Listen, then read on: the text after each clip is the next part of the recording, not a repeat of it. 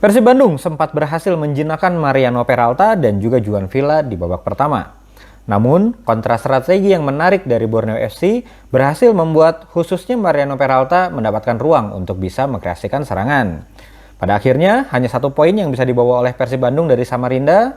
Seperti apa analisa taktiknya? Kita bahas.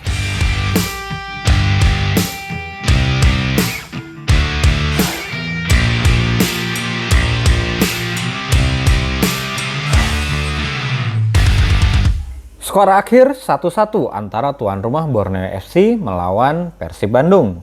Di video preview sebelumnya sudah kita sampaikan hal-hal apa yang harus diwaspadai dari Borneo dan apa yang harus dilakukan oleh Persib Bandung untuk meredam serangan dari Borneo. Menariknya, di pertandingan tersebut bisa kita lihat bahwa Persib telah melakukan hal-hal yang disebutkan pada preview tersebut. Namun, sekali lagi Borneo FC juga menunjukkan bahwa mereka bukan tim yang sembarangan. Mereka melakukan penyesuaian taktik di babak kedua, sehingga pada akhirnya mereka berhasil mendapatkan kembali momentum untuk melakukan serangan.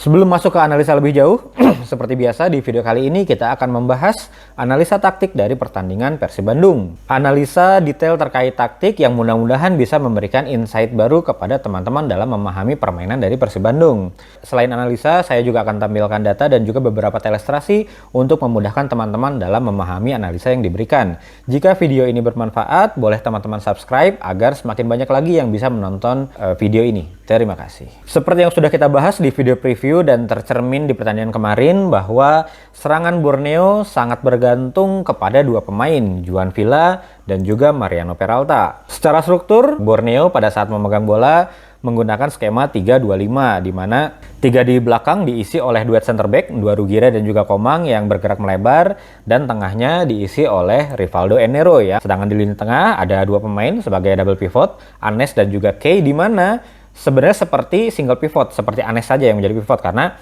Kei Hirose banyak bergerak ke sisi kiri untuk mengcover gerakan serangan dari Cak Sambu dan juga Mariano Peralta. 5 di depan, pemain berbahayanya nih Peralta dan juga Juan Villa yang secara di atas kertas mereka itu penyerang sayap, tapi pada pelaksanaan di lapangan mereka lebih banyak bergerak ke half space dan bahkan ke central corridor.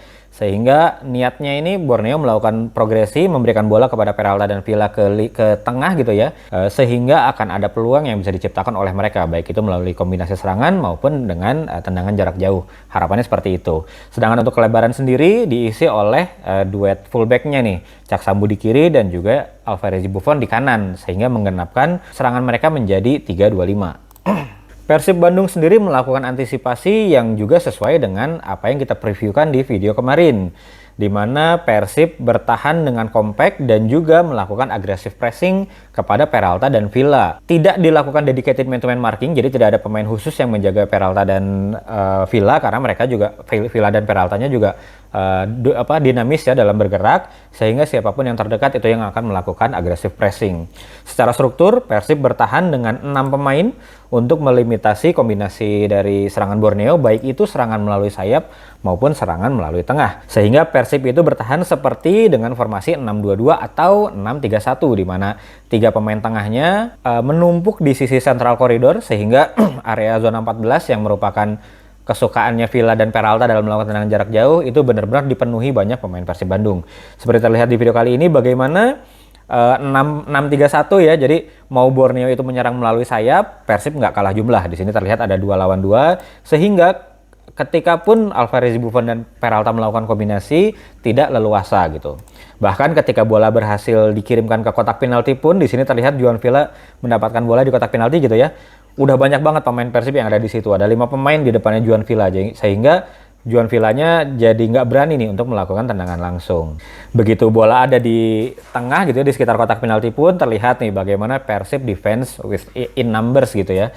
Jadi ada total 9 pemain nih melakukan defense, 6-3-1. Satunya Andrew Yung sebagai rest attack gitu ya untuk persiapan serangan balik. Dan di sini juga kelihatan bagaimana jarak antar lini pemain Persib ini sangat rapat, sehingga menyulitkan sekali untuk Borneo dalam melakukan serangan. Di sisi lain, di sisi serangannya Persib Bandung di babak pertama ya, Persib malah justru beberapa kali berhasil mengeksploitasi renggangnya antar lininya Borneo, terutama di lini tengahnya gitu ya. Jadi Persib banyak melakukan progressive pass maupun progressive carries dalam memecah blok pertahanannya Borneo, dan beberapa kali Persib bisa masuk ke area final third.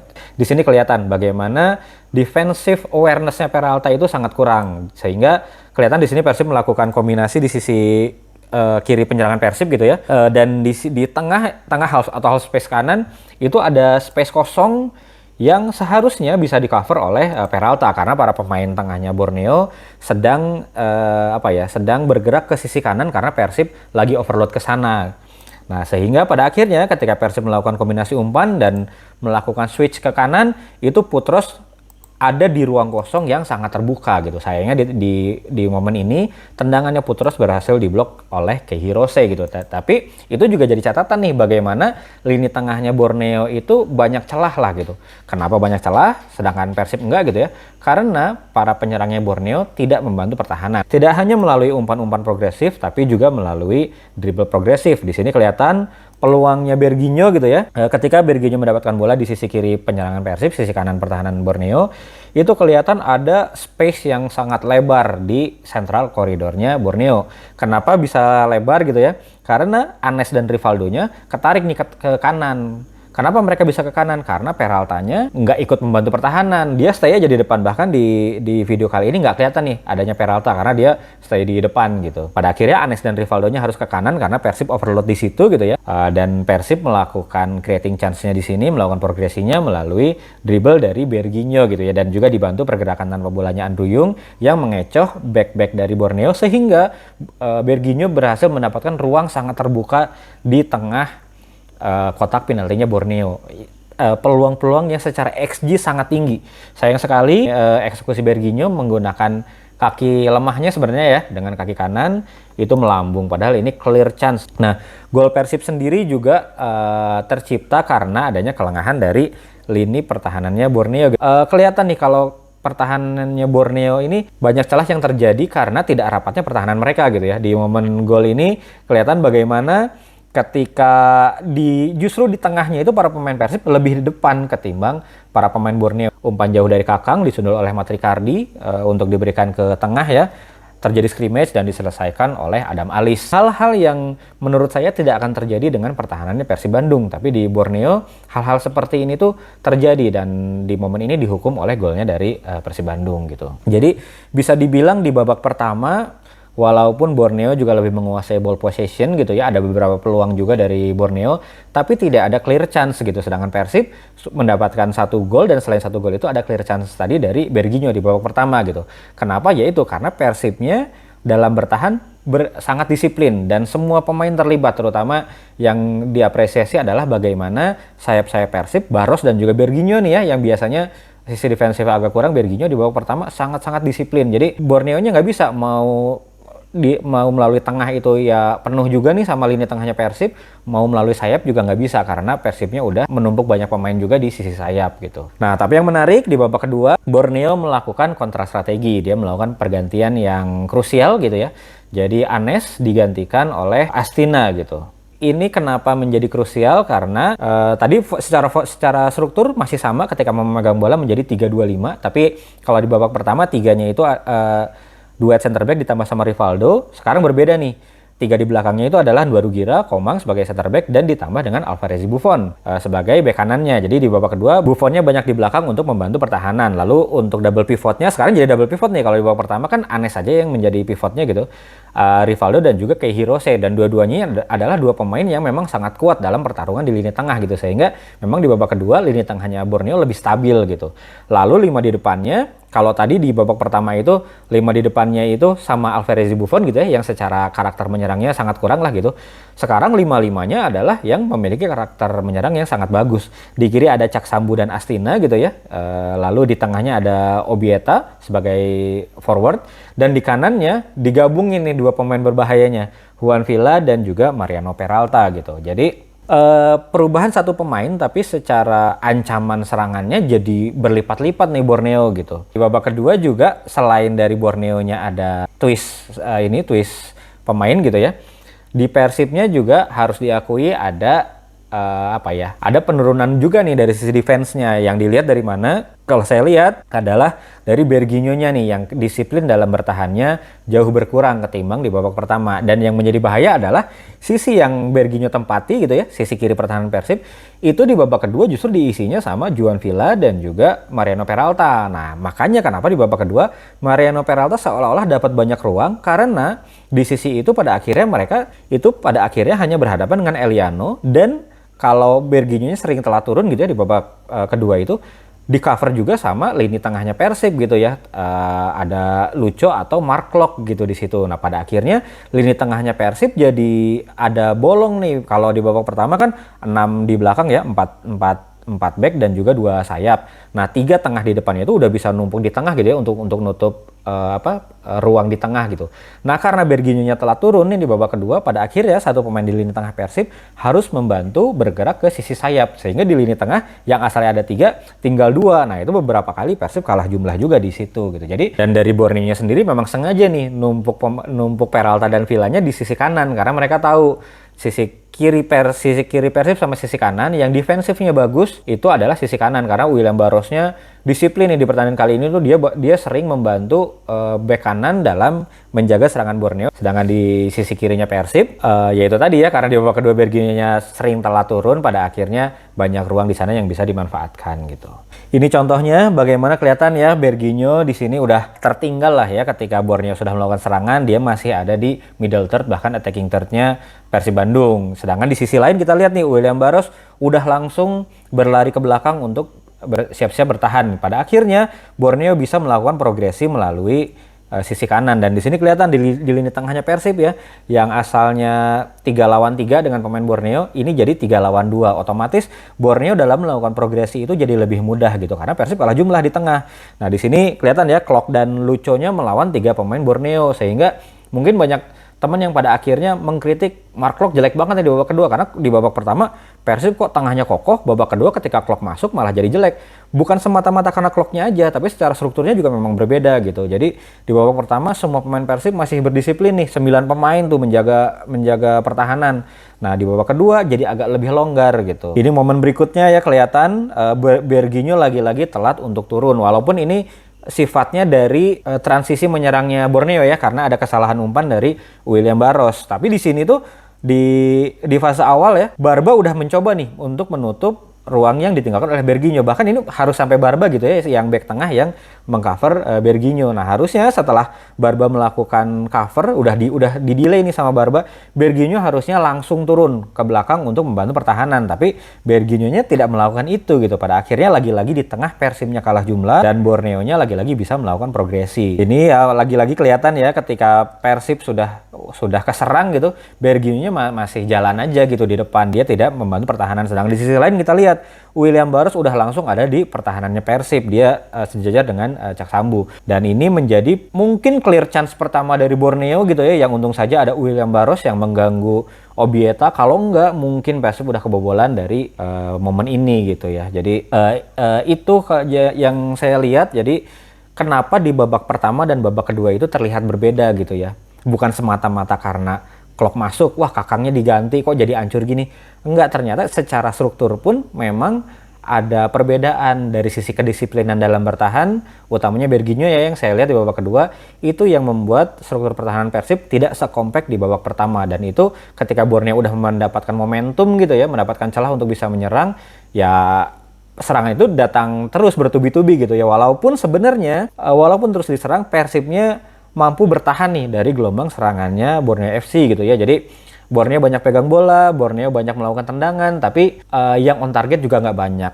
Itu dari kalau nggak salah 17 tendangan ya Borneo, yang on target itu cuma 4 kalau nggak salah. Jadi mayoritas tendangannya itu antara bisa keblok sama back atau tendangannya off target gitu ya. Ya itu terjadi karena memang bagaimana pemain Borneo tidak dibiarkan untuk menendang dengan leluasa gitu ya. Nah, namun pada akhirnya ada satu momen krusial yang sulit dihindari, yaitu terjadinya penalti gitu ya. Ya di sini sih kalau saya pribadi tidak bisa menyalahkan William Barros gitu ya, karena bola seperti itu tidak ada yang bisa menduga gitu ya. Sialnya aja bolanya mantul ke kakinya Komang Teguh ya, terus ke tangannya William Barros ya. Jadi pada akhirnya Persib dihukum oleh penalti yang tidak bisa dihindari gitu ya.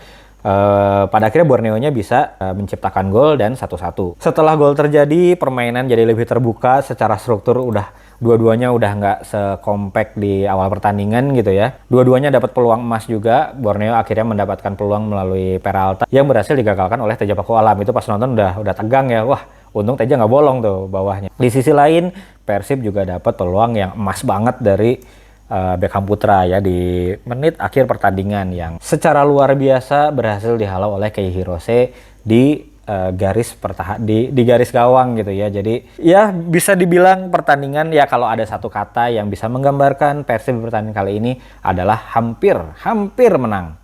Hampir menang baik karena ada clear chance dari Berginho dan Beckham yang tidak bisa dikonversi. Hampir menang juga karena secara pertahanan sebenarnya Persib sudah bermain dengan sangat baik gitu ya, walaupun ada catatan di beberapa momen gitu ya ketika Berginho telah turun. Tapi sebenarnya bisa dimentahkan serangannya Borneo, tapi karena ada penalti gitu ya, yang ya sial aja lah gitu ya, kena penalti, pada akhirnya Persib hanya mengambil 1 poin gitu. Jadi itu tadi analisa pertandingannya Borneo FC melawan Persib Bandung, sesuai kita bahas di video preview ya. Pertandingan berjalan sangat sulit dan adu taktik dari kedua pelatih ini kerasa banget di pertandingan kali ini gitu ya. Jadi kalau saya sih masih mensyukuri Persib bisa membawa pulang 1 poin dari Samarinda, karena tidak mudah. Dari rekornya Borneo di kandang juga sangat bagus ya, 12 sebelum lawan Persib ya, 12 kali menang dan hanya 1 kali kalah, artinya hanya 1 tim yang bisa mengambil poin dari Borneo, yaitu Bali United, dan yang kedua Persib Bandung ini gitu ya. Ya 1 poin disyukuri, walaupun kalau kita ngelihat clear chance-nya Beckham sama Berginho kadang kita merasa harusnya bisa 3 poin nih gitu ya, tapi kita harus lihat lebih menyeluruh juga ya. Memang Borneo tim yang kuat, apalagi bermain di kandang.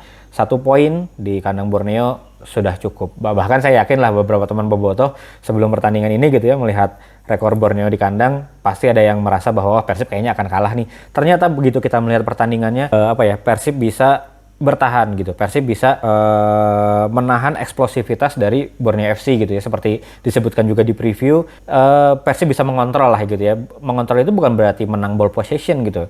Persib pengen mainnya seperti ini gitu ya. Dia tahu Borneo mainnya akan seperti apa, Persib melakukan hal yang seharusnya dilakukan, dan itu udah dilakukan nih. Tapi sayang pada akhirnya ya hanya 1 poin aja yang bisa didapatkan.